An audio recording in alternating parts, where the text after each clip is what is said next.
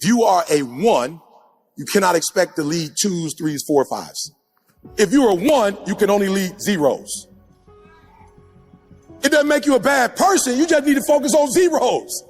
The problem is you are 1 trying to lead 3s. But when you become the right person and you become a 10, you become a leader. Why? Because 9, 8, 7, 6, 5, they follow you. So listen to me. When we leave, I'm going to walk you through some stuff, but before we leave, I just need you to be the right person. So I was listening to a young lady, on Instagram with my wife, and she was like, well, why do men do this, do this? My wife was like, I don't know why my wife was talking to Instagram. I was like, sweetheart, she can't hear you. But my wife was like, young lady, you're not dealing with men, you're dealing with boys. So you're having problems. And I said to my wife, I was like, wow, we've been married 31 years. And as I became a man, my wife started doing things that she wouldn't do when I was a boy. And my professors started doing things they wouldn't do when I was a boy. And businesses started doing things for me that they wouldn't do when I was a boy. But when I became a man. And so for those of you who, I don't want you to think leadership is you're over somebody. I don't want you to think leadership is a title, because it's not. Leadership is you become. So I want to say it one more time. We're going to get started. Kia said to me the other day, I was speaking somewhere, and he was like, a marriage thing. And he was like, man, I can't wait to get married. I was like, whoa, relax. He's like, I'm trying to find love. I was like, you can't find love. Like, it's nowhere. Like, if you could find it, I would tell you where it is. But you can't find it. I said, here's what I want you to do. I want you to spend time becoming a man. And somewhere in this world, she's becoming a woman. I don't know when it's going to happen, but somewhere you're going to be somewhere doing man stuff. And she's going to be in the same room doing woman stuff. And y'all go. As a matter of fact, here's what blew my mind, right? I just figured this out about 3 or 4 years ago. I've been with Dee Dee since 90, we got married. 87, we started dating. Some kind of way my wife and I were talking about 3 years ago. And I come to find out that my wife's mother was close to my family. I didn't know her. And my wife was at the same funeral with my 5-year-old cousin when he died. I was about 7 years old. She was 6.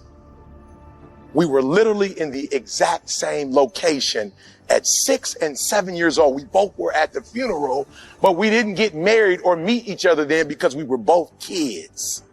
But when we both grew up and realized what we wanted to do in our lives, we collided at a church and we went to college together and got married after our freshman year.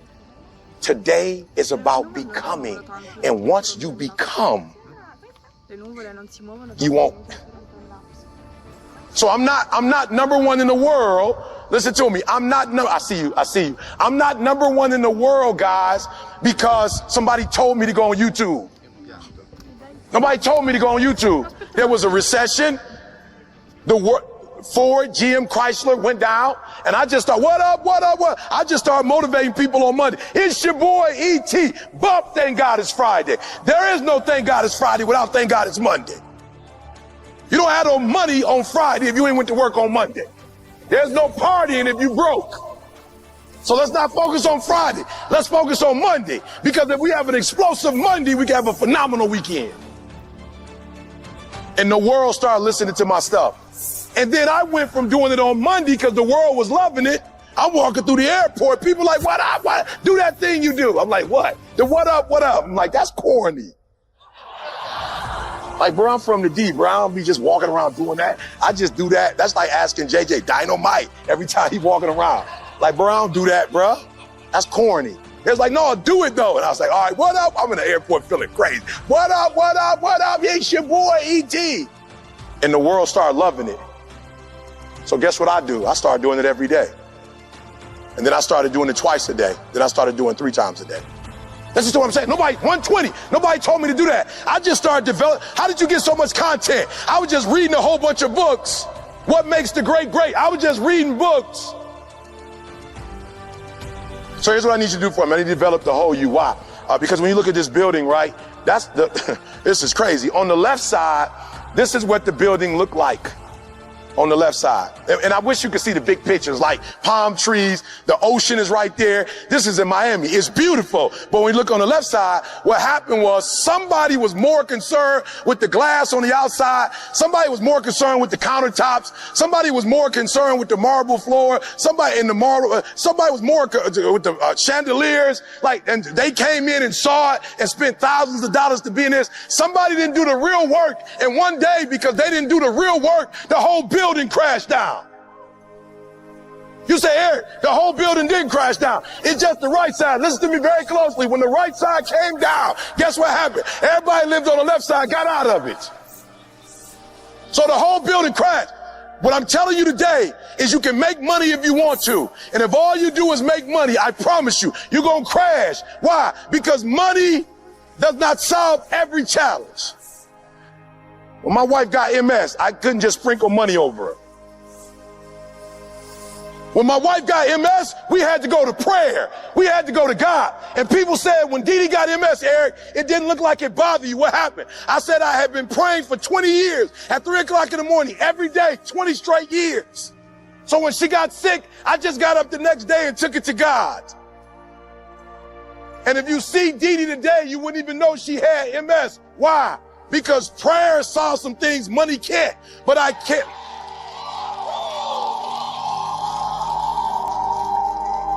But listen to me very closely. I cannot go to the gas station and pray over my tank. Our Father which art in heaven, hallowed be some gas. So I'm not saying one is better than the other one. I'm saying when we die, if there is a heaven, you can't take your money there. I'm saying health, right? Right? Listen to me. Whatever, mass, if that's what it takes. I don't know. But I wake up every day and I'm worried about my immune system. I'm doing 30 minutes on the Peloton. I'm running a half hour a day. Listen to me. I'm taking vitamin D, vitamin C. Are you hearing what I'm saying? I'm getting my cardio up. I'm trying to tell you, it ain't just one thing. You can't just do one thing. You have to be balanced all around. You can't just be obese and just take a shot. No, listen to what I'm trying to tell you.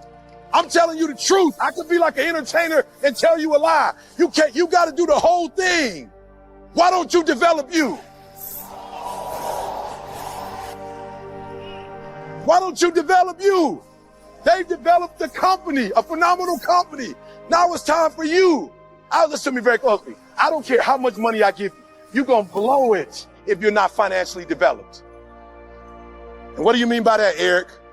Here's how I blew up. I blew up because just maybe last 2020, my wife MS, so I moved her to California only in the winter. It's a vitamin D deficiency, so we live in California in the winter. It's rough in Detroit on her body. Listen to me very closely. I live in listen to me. When people come to my house, they like, yo, you the number one motor. My boy Willie Moe Jr. just came. He was like, you E.T. And he walked in my house like, bro, you live in a 2,300 square foot home. I was like, actually, it's 2,278 square feet. Not quite 2-3. That's how I blew up. Because I never bought a house to impress people. I bought a house to take care of our needs. No, I'm not saying there's nothing wrong with a big house or a mansion. I'm not saying that. I'm just telling you, when I bought my house, I didn't buy for you. I bought for us. I didn't buy so you could come over and go, whoa. And so when my boy left, he said, man, I've never seen that in my life. I was like, seen what? He was like, the peace that's in your house. That's whole. He didn't say nothing about the car.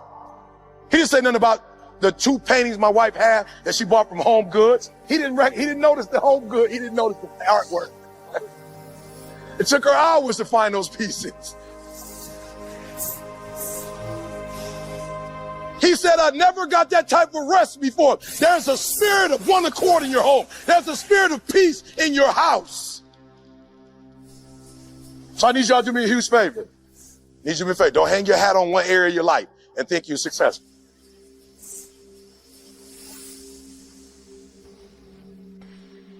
Listen to me very closely. My grandma taught me when I was young. My grandma had 14 kids who all had kids. You can eat as much food as you want at the house. But if I swear if one of y'all little jokers take something out this house, you get in the business in front of your mama. Don't take no food out of my house. You can eat as much as you want when you here, but do not pack a plate. And most of y'all running with people who, when you fix food, they come to your house and take it to go plate. They don't bring nothing. They not trying to help you. All they in your life to do is take. And you wondering why your life messed up, because you with takers. You done made a whole spread, and they just coming in. They can't even say, they don't have the decency to say hi and thank you. God told me to tell you, your life gonna go to a whole nother level if you just get rid of folks from bringing in to-go containers. Oh, I wish they could catch me. I wish you could catch up to what I'm saying. You not honoring your craft. You're not honoring your beginnings. Everything I needed to learn to do what I'm doing right now, everything I needed to do to become the #1 motivational speaker in the world, I passed all those guys that don't look nothing like me. I passed those dudes, all of them who grew up in a two-parent background, all of them who had money. I passed all of them. Why? Because of what I learned in the GED program. See, mama can't. There's certain things when you're privileged that mama can buy you, but you can't buy grit, and you can't buy grind, and you can't buy resilience, and you can't buy heart, and you can't buy that dog. I got this dog for being homeless. I got this dog for being homeless. I got this dog from teaching kids who was in the hood how to understand math when they didn't. I taught them boys how to read, and I had to do it over and over and go home and do it over and over and over and over. And I did it for 3 or 4 years, and I didn't make no money. So when I'm getting paid now, I got that dog. I'm getting paid now because the homelessness didn't break me. The trash cans didn't break me. And the reason why people love me today is not because I'm a great speaker, but they all say how humble I am. I ain't humble. I was broken. I ain't humble. I got broke. You can't be arrogant when you know you used to go to church stinking because you was homeless and you weren't brushing your teeth. I got humble. I got humble when you eating out of the trash can. I got humble. I'm trying to tell you, God gave you a gift. So what? You got to use it in church for right now. So what? You got to do it for free right now. It ain't always going to be free, Joseph. It ain't always going to be free, Joseph. Your brothers you ain't going to always be under your brothers, Joseph. One day they going to bow down to you, Joseph. So you got to start in Potiphar's house. You got to start in the prison. But one day, you're going to listen to me very closely. One day, you will do the exact same thing. You just will do it on a bigger level. Go back and read the Bible. Joseph didn't do anything different than he did in Potiphar's house. He didn't do anything different in prison. He did the exact same work. But because he used what God gave him. So do me a favor, some of y'all in this room, you left daddy and you need to come back home. Listen to me. The reason why I'm telling you to come home is because you left daddy and you ain't no better off when you left. Ain't nothing happening in your life that should keep you from coming back to the home other than somebody being real with you and telling you get your butt back home. So there's a group that you were churched. You were. And you left God because you wasn't feeling the trainer. You wasn't feeling the trainer. You weren't feeling the regimen he put you through. You weren't feeling the process. You weren't feeling how he did it. But let's be real. How he did it works. It works. The stuff I hear at 3 o'clock and what daddy tell me to do, sometimes it don't make sense. But it does not have to make sense. He's Alpha and Omega. And I tell my babies all the time, it ain't nothing wrong with helping, but you can't help when you ain't got nothing. You got to have something first before you can help somebody. I couldn't do this if I was broke. The plane tickets cost money. The hotel I'm staying at in Buckhead costs money. I couldn't do this if I was broke. I couldn't be a blessing of you if I was broke. And most of y'all, you broke and you trying to bless somebody when you broke. You ain't that desperate for company. You can't be that desperate to have somebody at your house. And he keep eating at your house but going to stay at her house.